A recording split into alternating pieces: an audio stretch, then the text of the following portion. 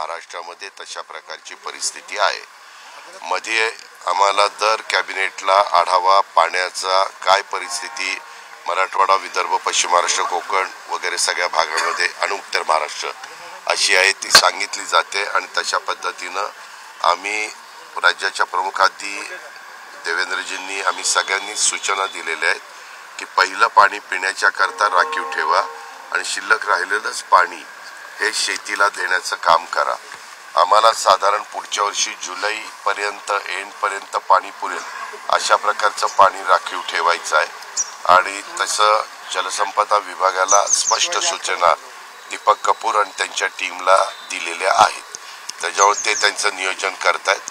आपल्या पुण्यामध्ये देखील पाण्याची परिस्थिती गेल्या वर्षीच्या तुलनेने थोडीशी बिकट आहे, म्हणून आम्ही साधारण मार्चमध्ये खरीपाची पिकं साधारण मार्चमध्ये काही निघतात त्यावेळेस पुन्हा कालवा सल्लागार समितीची मीटिंग घेऊन एप्रिल, मे, जून, जुलै असं 4 महिन्याचं कसं नियोजन करायचं, कारण बाष्पीभवन किती होतंय, बाकीच्या बद्दलचा पाण्याचा वापर कसा होतोय आणि त्यावेळेसची धरणाची परिस्थिती काय राहते आणि मग प्यायला पाणी आपल्याला पुणेकरांना किती लागेल तो हिशोब ठेवून बाकीच्या गोष्टी आम्हाला कराव्या लागतात। केंद्रीय समितीने पुण्यातल्या 2 तालुक्यांचा पाहणी दौरा केलेला होता, त्या संदर्भात मदत मिळण्याबाबत काही प्रक्रिया प्रोसेस पुढे गेली आहे का? ज्यावेळेस अवकाळी पाऊस, गारपीट आणि हे सगळं जे नैसर्गिक संकट शेतकऱ्यांच्यावर आलं आणि त्याच्यातनं अनेक फळबागांचं सोयाबीन, कापूस, त्याच्याचबरोबर अनेक प्रकारच्या फळबागा अशा अनेक प्रकारच्या पिकांचं नुकसान झालं। ते नुकसान होत असताना ताबडतोब पंचनामे करण्याच्या सूचना राज्य सरकारच्या वतीनं देण्यात आल्या। पंचनामे देखील सुरू झाले। काही ठिकाणी पालकमंत्री महोदय आणि मंत्री महोदय देखील वेगवेगळ्या पाहणी दौऱ्यावर गेलेले होते। नागपूरला स्वतः मुख्यमंत्री, उपमुख्यमंत्र्यांनी पण एका ठिकाणी पाहणी केलेली आपण सगळ्यांनी पाहिलेलं आहे आणि लगेचच त्याचे प्रमुख आहेत, जी समिती सेंट्रलला आहे त्याचे अमित भाई शहा हे प्रमुख आहेत, त्यांना सांगितल्यानंतर त्यांनी टीम पाठवलेली होती। त्या टीमनी सर्वे केलेला आहे। आता त्यांचा जो अहवाल जाईल त्याच्यामध्ये 40 तालुके दुष्काळी म्हणून आपण जाहीर केले।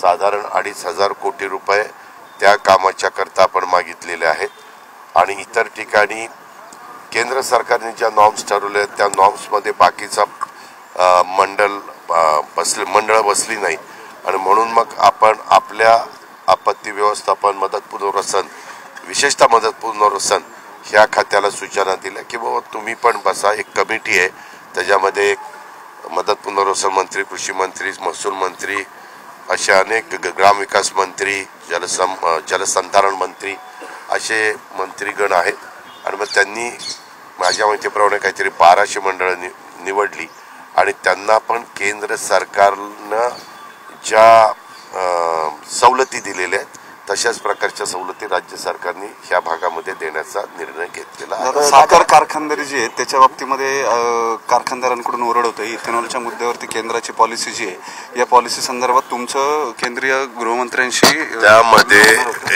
नाही बोलणं झालं नाही, कारण मध्ये आमचं अधिवेशन चालू असताना आम्ही 2-3दा कॉन्टॅक्ट केलं। त्यावेळेस ते म्हणले की माझ्या बिलं आहेत आणि माझी इतर कामं आहेत, ते संपल्यानंतर तुम्ही या, आम्ही त्यांच्या निरोपाची वाट बघतो। पण ज्यावेळेस भोपाळला आमचं तिघांचं बोलणं झालं, म्हणजे CM आणि दोन्ही DCM आणि स्वतः अमित भाई, त्यावेळेस त्यांनी म्हणले की मी काही प्रमाणात तोडगा काढतो। तोडगा 25 ते 30% निघालेला आहे।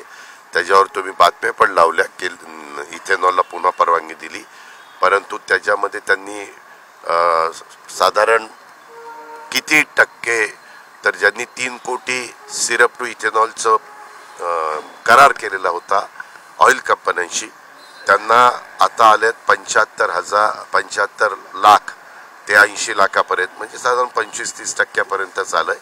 त्याच्यातून प्रश्न सुटत नाही, म्हणून पुन्हा आम्हाला त्या कामाच्या करता आणि इतर पण अनेक 5-6 कामं आहेत त्या सगळ्या कामाच्या करता जावंच लागणार आहे।